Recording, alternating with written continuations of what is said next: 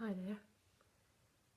I explained in my previous video how we can make ourselves feel real by connecting to the 4 levels of human existence.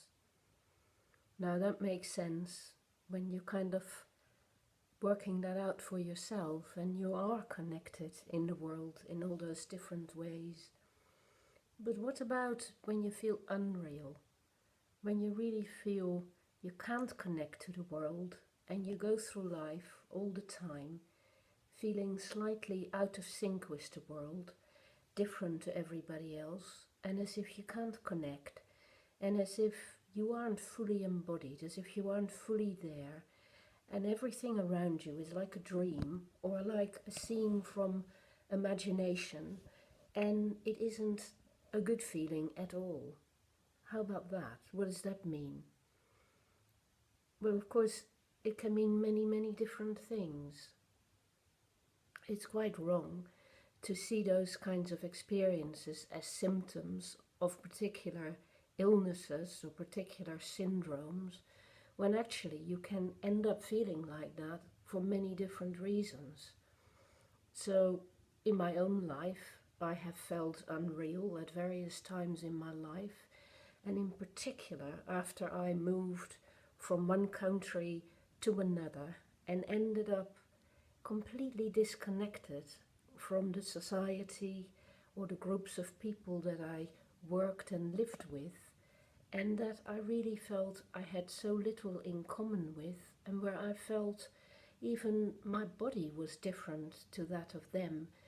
You know, I was the only tall, skinny, blue-eyed person in a community of much shorter, brown-eyed people, and that ended up making me feel weird, making me feel like there was something wrong with me. So I started to feel insecure about myself.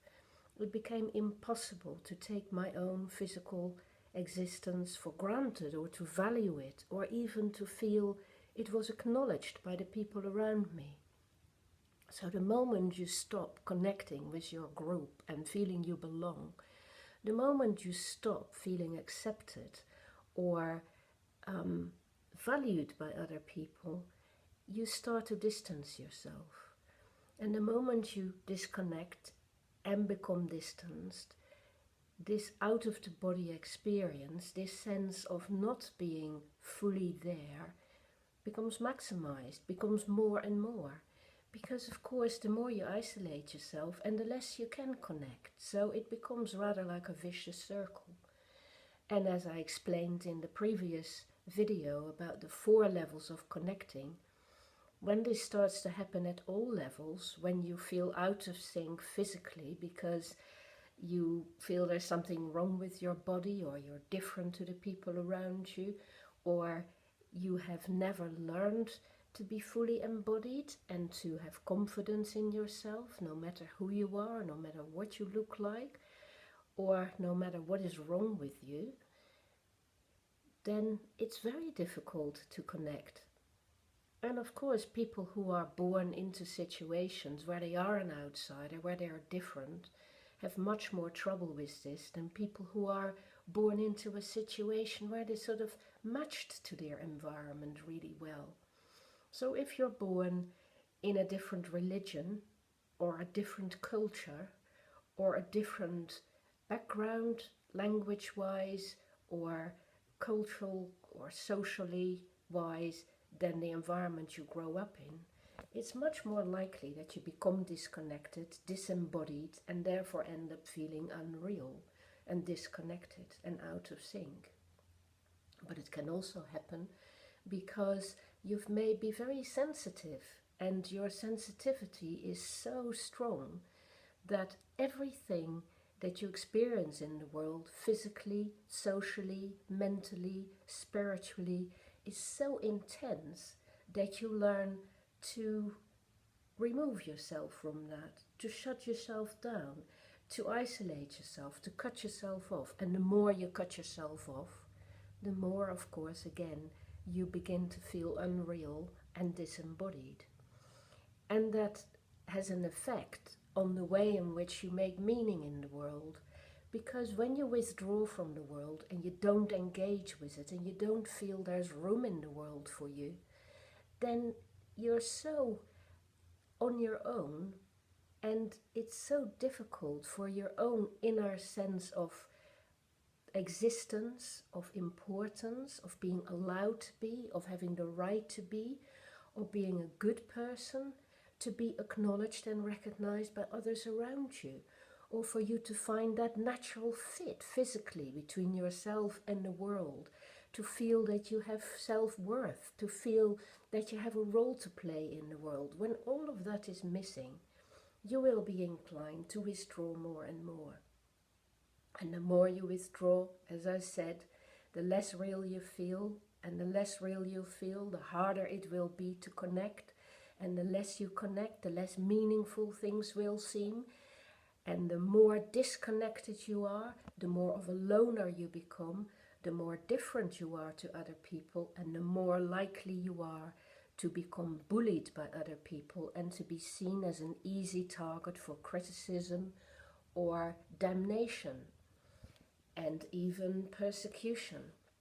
And when life becomes one of persecution and you start to experience a sort of paranoid sense that the world is a bad place or that people are after you, if you start to talk about that, then immediately people may jump to conclusions that there is indeed something wrong with you, rather than there being something wrong between who you are, the capacities you have, and the match you have been able to find with the environment in your world.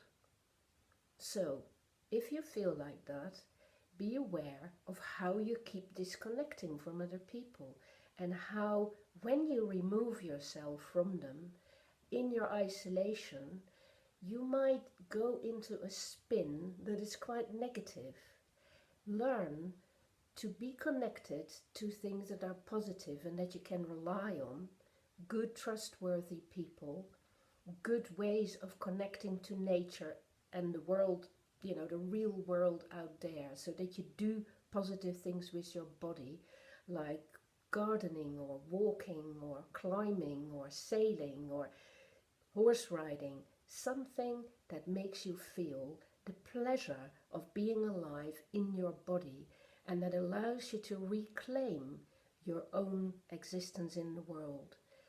And as I said, you've got to connect with one or two people that you can trust enough, and you've got to learn to work out your conflicts with them, not by fighting with them, but by patiently explaining how you feel about things and listening to how they feel about things, and rather than judging them for them being different and not understanding you, try to understand that there are so many different ways to come to different experiences and to understand the world, and that the more we can open ourselves up to seeing other people's ways of being, the more we can also feel our own way of being is vital, is acceptable, and is positive. But it's not the only one. We are just one human being in a wide world of many different perspectives and many, many different ways of becoming real. We need to allow for that difference, for that variety, and not get afraid that we have to adjust to how other people are. We need to dare affirm our capacities, our talents, our sensitivity, and dare to reconnect with the world carefully through our bodies, through our relationships, through the love we create for ourselves and our self-worth and respect, and through the way we work out our understanding of that world, philosophically, spiritually. The way we create meaning is when we can put it all together and we can grasp it. And when we grasp it, we can work with it, we can run with it, we can live it. And then, you know what happens? Things start to work out. Things start to fall into place. We connect. And when we connect, it feels wonderful. And when we connect, we feel real again. Instead of having to be afraid that the world denies us or doesn't want us, or there is no room for us, we start to feel that we have this advantage of being alive and we can do something with it as long as we find our own place in the world. We get our own system running. We stop withdrawing all the time. We stop being suspicious and judging and condemning.